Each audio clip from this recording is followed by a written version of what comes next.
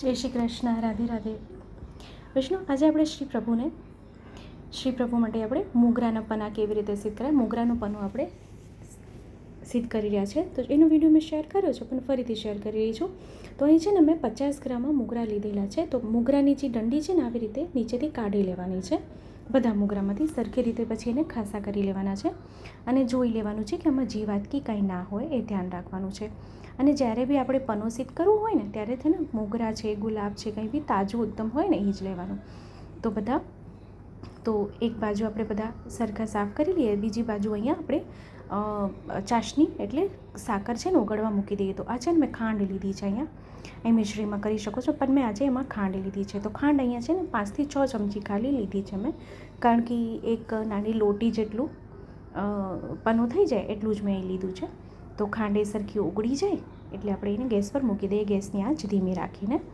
તો અહીંયા જો તો ખાંડ ઉગળી ગઈ છે, એમાં ઉફાળ આવી ગયું છે. તો હવે આપણે શું કરીએ, જો મોગરો આપણે ખાસો કરીને રાખ્યો છે, સાફ કરીને રાખ્યો છે એને આમાં પધરાવી દઈએ અને ગેસની આંચને આપણે અહીંયા બંધ કરી દઈએ. પછી અને ગેસની આંચને બંધ કર્યા પછી એને એમાં જલમાં જે જલ છે ને ચાસણી જે કરી છે, ચાસણી એટલે 1 તારની 2 તારની એવી કોઈ ચાસણી નથી કરવાની. બસ એમાં ને એમાં સરખું ચલાવીને હવે એમાં ગરમ કરવાનું કારણ શું છે કે જેનું એની આખું જે અર્ક છે ને, જેટલો રસ છે ને મોગરાનું, બધું જલમાં ઉતરી જાય એટલે જલને ગરમ કર્યો છે, બાકી કાંઈ નહીં. તો એને આપણે કમસે કમ 2 કલાક આમનામ રહેવા દઈએ ઢાંકીને. તો 2 કલાક પછી જો આખો રંગ બદલાઈ ગયો છે, મોગરો આખો નીચે બેસી ગયો છે. આ ગુલાબજળ છે, ગુલાબજળ એ 2 ચમચી એમાં સાથે પધરાવી દઈએ. મેં આપને પહેલાં કીધું, આપણે પ્રભુ માટે જ્યારે પના સિદ્ધ કરીએ તો પનામાં ગુલાબજળ ખાસ પધરાવવાનું. અને એકલા ગુલાબજળમાં બી પનો કરશું તો બી સુંદર થશે. તો એમાંથી જેટલી મોગરાની કળી છે એને બધી હાથેથી થોડુંક નીચોવીને કાઢી લઈએ અને પછી એને ગાળી લઈએ.